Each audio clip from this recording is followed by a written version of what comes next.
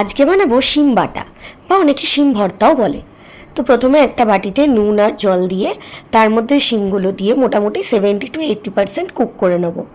তারপরে একটা মিক্সির বাটিতে তার মধ্যে শিমগুলো দিয়ে দেবো, আর দেবো 1 মুঠো মতন ধনে পাতা, 2 কোয়া বড় বড় রসুন কুচি করে নিয়েছিলাম এখানে, ঝালটা নিজেদের স্বাদ মতন দেবে, আর কালো জিরে দিয়ে ভালোভাবে এগুলোকে মিক্সির জারের মধ্যে নিয়ে জল ছাড়া একদম শুকনো শুকনো করে একটা ড্রাই পেস্ট বানিয়ে নেব।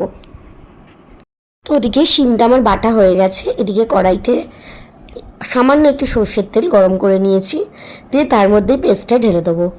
পেস্টটা ঢেলে দিয়ে তারপর দেবো স্বাদ মতো নুন আর অল্প একটু হলুদ দিয়ে তারপরে এটাকে ভালোভাবে ভাজতে হবে যতক্ষণ না ব্যাপারটা মোটামুটি একটা শুকনো হয়ে যাচ্ছে। দেখবে এটা ভাজা হয়ে গেলে একেবারে একটা তাল মতন পেকে যাবে। তারপর এর মধ্যে দিয়ে দেবো সামান্য একটু চিনি টেস্টে ব্যালেন্সের জন্য, দিয়ে তারপর ভালোভাবে নাড়াচড়া করে নিয়ে এদিক ওদিক করে ভালোভাবে ভেজে নিতে হবে। মোটামুটি ভাজবার পর যখন দেখবে এরকম কড়াই থেকে নিজেই উঠে আসছে, মানে মোটামুটি একটা গোল তালের মতন পেকে যাচ্ছে, তখন বুঝবে যে এটা ভাজাটা হয়ে গেছে। ব্যাস নামিয়ে নেবে, গরম গরম ভাতে দারুণ লাগে।